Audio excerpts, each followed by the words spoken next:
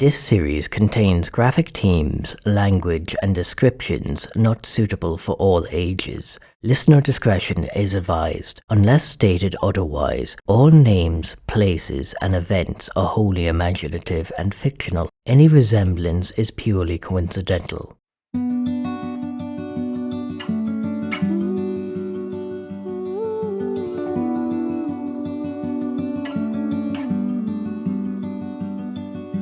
The Trees Swallow People by Conor Matthews.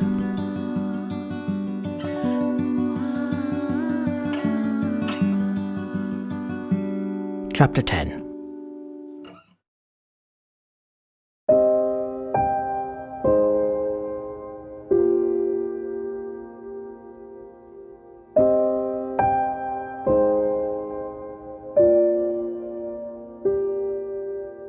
The invitation to meet Shepard was hidden amongst the clutter of posts I had let pile up over the days. It was late August by this point. I'm only now okay. Anyway. The village is growing quiet. Of course, that's due to desertion. People have continued to vanish.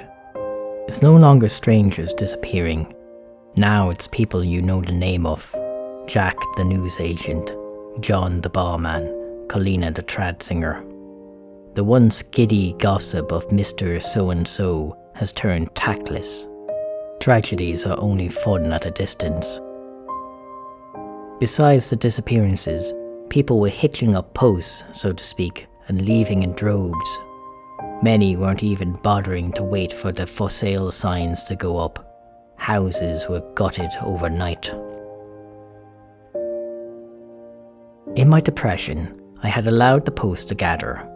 I don't think anyone is really in the mood to hear about the exciting new offer if they switch banks when the very same bank had to close due to non-existent employees. In a half-hearted attempt to rebuild my confidence, I made the effort of getting the post. Underneath bills, takeaway menus, and people selling knives and power washers, I found it. A plain white envelope addressed, The Witness. The Witness? It was my address. There was no stamp.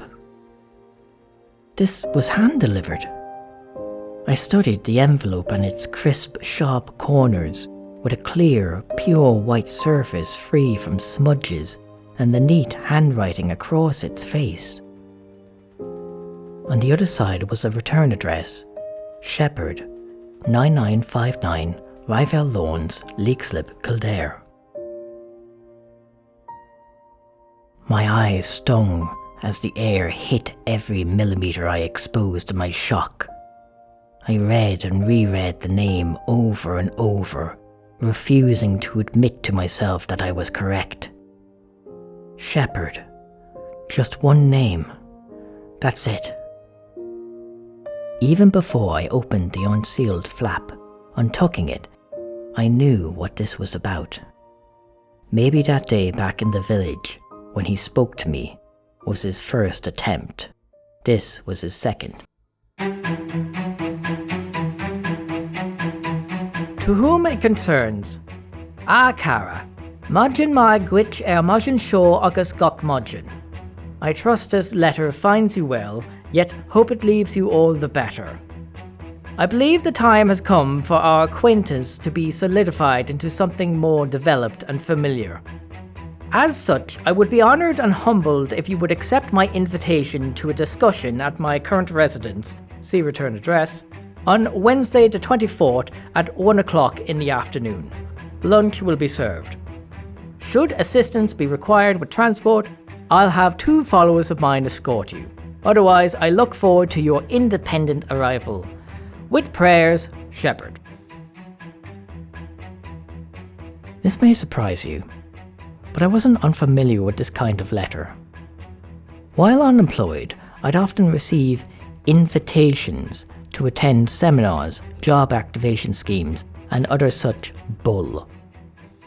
I almost appreciate how honest Shepard was. Just like with social protection, though, I accepted I was going. What else was I going to do? Refuse? Have more psychopaths killed themselves in my house? It's funny. This hell, this ceaseless, formless nonsense of abject terror, it has a lot in common with the feeling of being unemployed.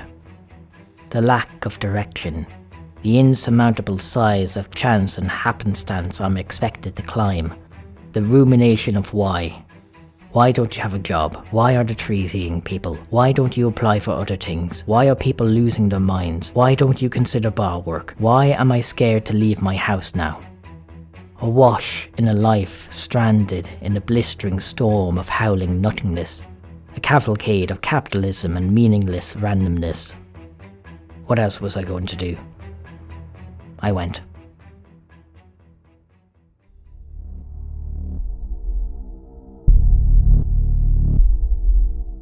Ryvale Lawns isn't far from me.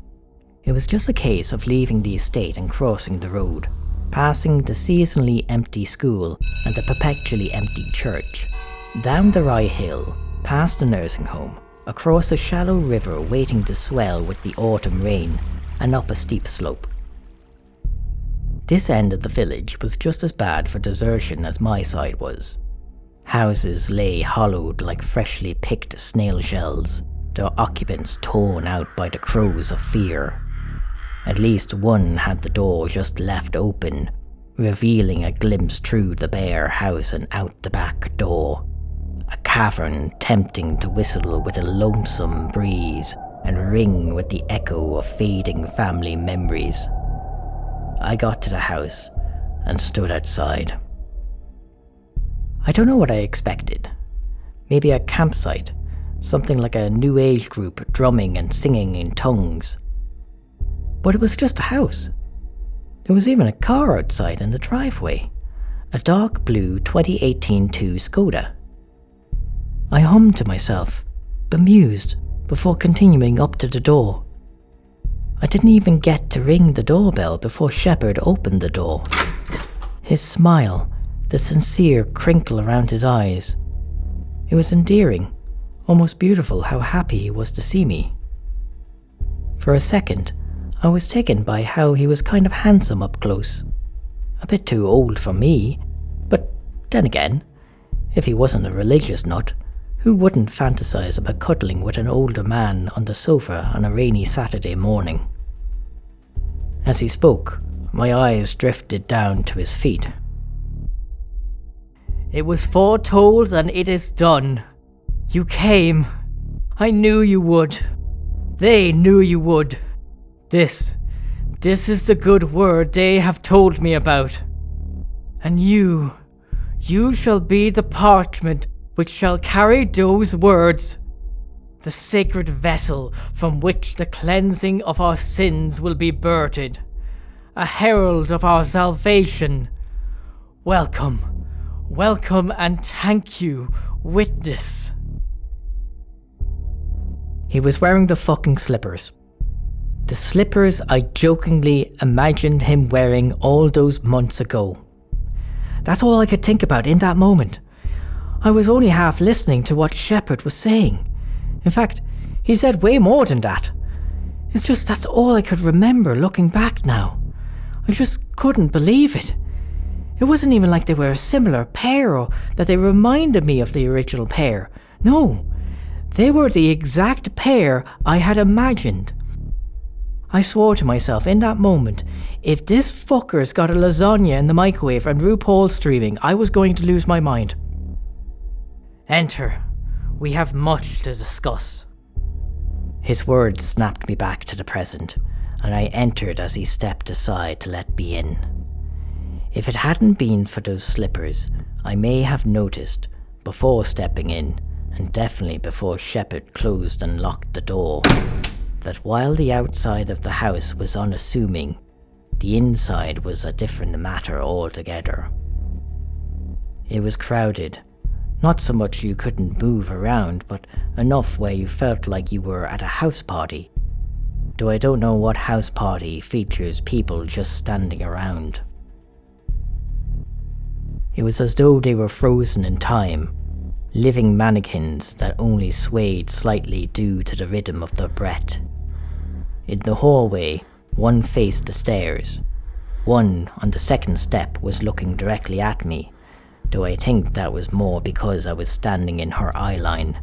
Someone in the kitchen was staring at a cabinet. Shepard stepped forward, gauging my expression before smiling, gesturing to an open door into the front room. I followed him, and once again stopped, startled to find more people.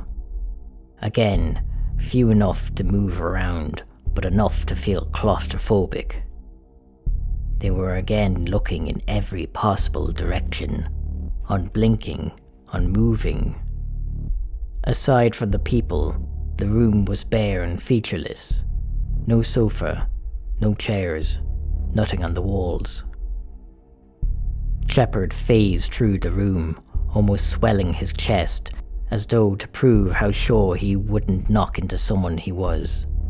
There was a charisma about him now, a reassuring calm. Where was the screaming lunatic from down the village? What happened to the disturbing man I found gathering victims in the middle of a consuming fog? This Shepard was less Manson and more Koresh. He spun on his heels and sat cross-legged on the floor in one fluid movement. He smiled as he told me to sit. Told, not invited. Maybe he was hoping I wouldn't notice if he smiled, but his tone betrayed his laborious grin. It was sharp and exact, a stab of a syllable. Sit. I was stunned, reminded this man I was entertaining fantasies about was in fact a cult leader. I knew better than to pause for too long. I became aware of just how foolish I had been in coming here. In hindsight, I had let defeatism get the better of me. I sat down, less gracefully than Shepard, who watched me groan my way down. On the floor, I gave a cautionary glance to the bodies that stretched above us, like fleshy redwoods. Was that deliberate? Shepard began, drawing my attention back to him. So, you're the tree guy. He didn't bother to wait for my response.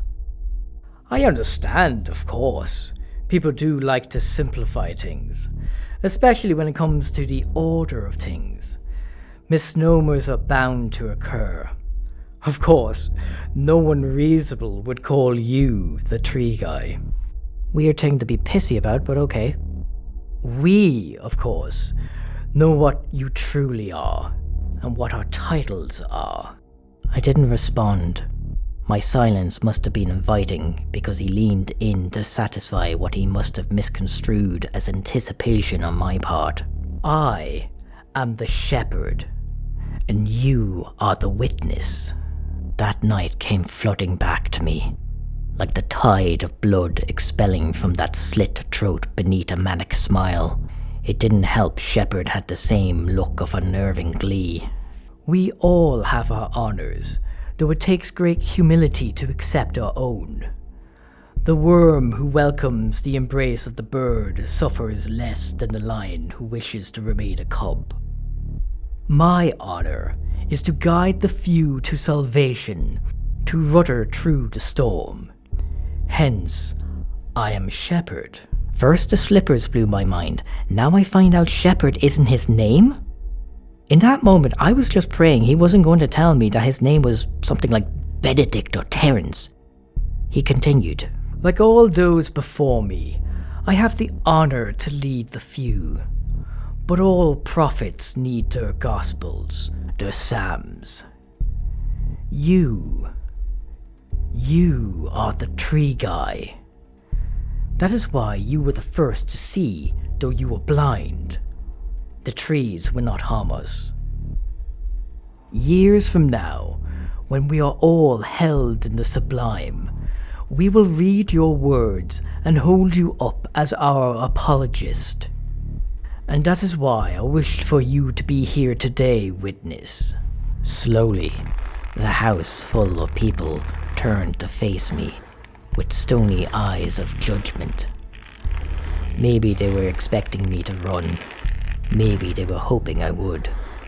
I focused on Shepard. Not yet, but soon I will invite you to join me on excursions. They'll be local. I know how you enjoy your walks with Diva, was it? In any case, I'd like you to come and just, well, witness. The clues in the name, I suppose. Shepard chuckled, though his eyes never left mine, checking if I'd laughed too. For the God above us gave us words to speak, but knowledge to listen. Now, you could always refuse.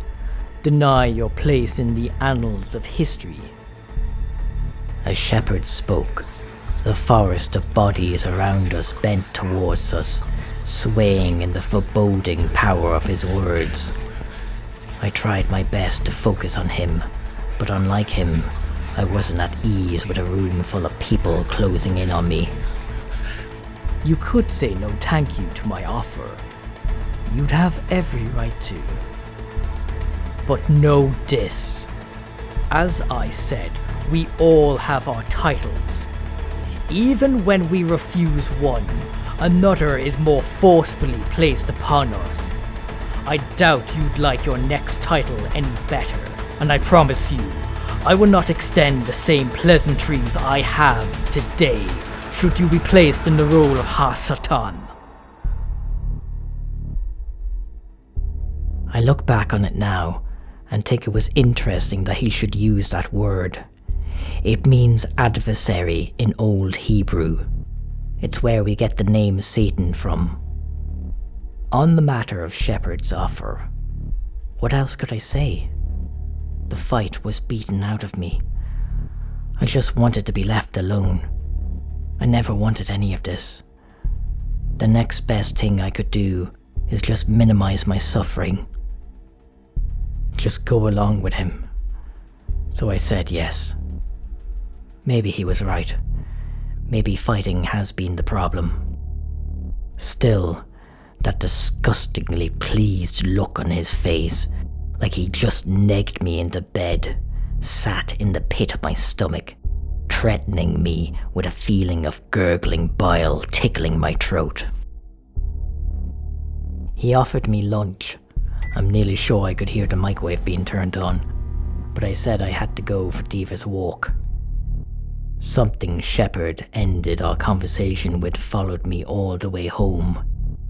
It was so conspicuous that I immediately regretted my decision.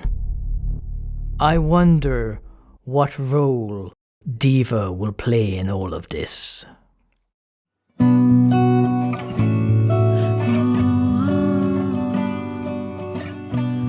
The Tree Swallow People was made possible with a generous bursary grant by Kildare County Council and studio time at Platform 4 Studios in Leixlip, County Kildare, Ireland. The studio engineer was Paul David Dowling. All music and sound effects featured in this episode are credited in the episode description and are available royalty-free at pixabay.com. They accept donations. All other rights are retained by the owners. The theme song is Forest Lullaby by Les FM.